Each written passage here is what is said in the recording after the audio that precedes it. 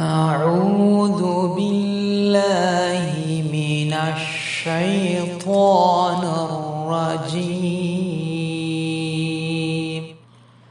بسم الله الرحمن الرحيم وقولهم إنا قتلنا المسيح عيسى ابن مريم رسول الله وما قتلوه وما صلبوه ولكن شبه لهم وإن الذين اختلفوا فيه لفي شك منه ما لهم به من علم إلا اتباع الظن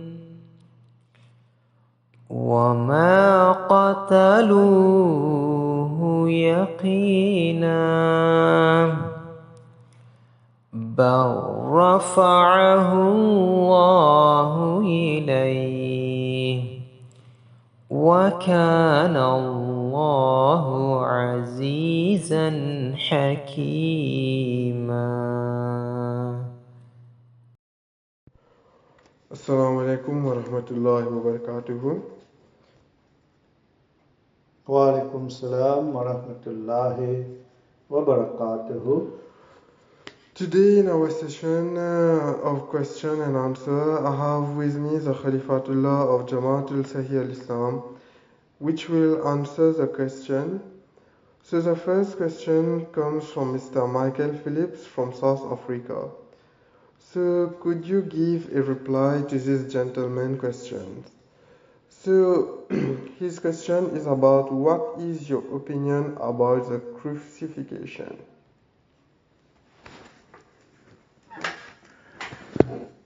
So,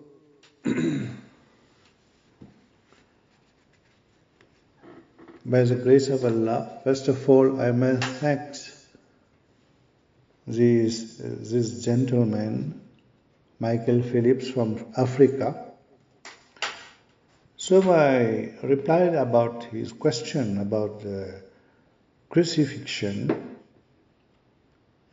Before shifting our gaze to the fact relating to Christ and his crucifixion, perhaps it would not be out of place to mention here, in brief, that is the Jamaatul Sahih al-Islam understanding of what happened during and after the crucifixion of Jesus Christ. This issue will be briefly touched upon here, and a detailed discussion will follow with all. So we believe that the crucifixion of Jesus was an attempt made on his life, like any attempt murder. Crucifixion was only the weapon used in that murderous attempt.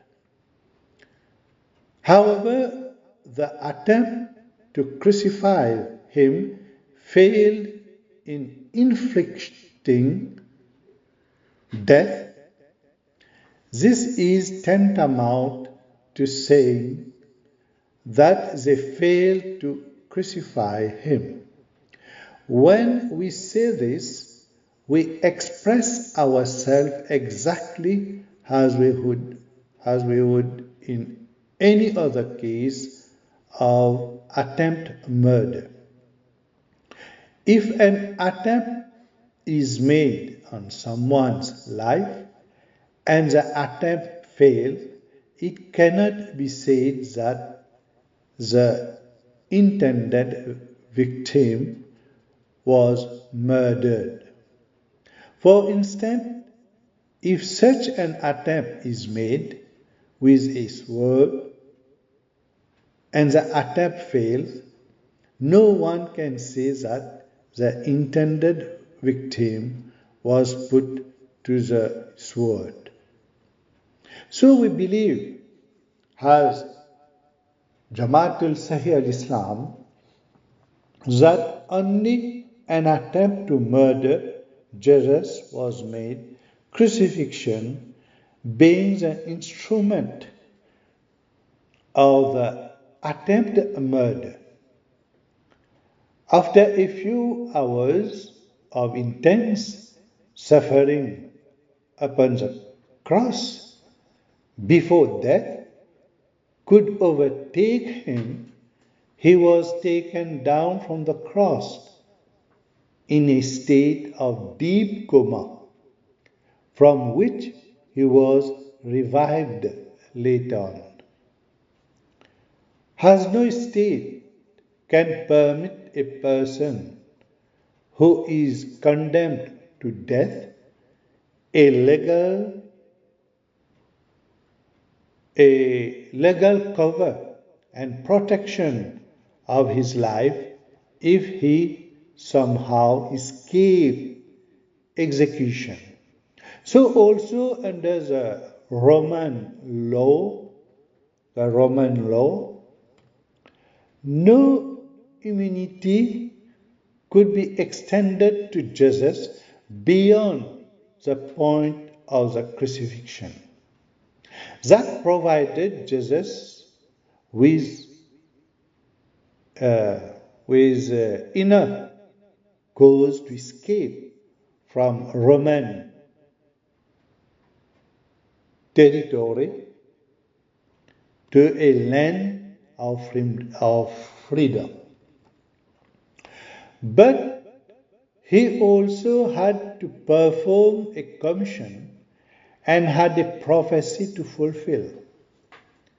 There were those lost sheep of Israel who, after their exodus under the Babylonian and Roman invasion, scattered in many eastern lands, were awaiting his ministry. This was the other very strong reason for Jesus to have immigrated from the land of Judea to those foreign lands where the Jews had settled over a period of many centuries. This much should suffice for the time being.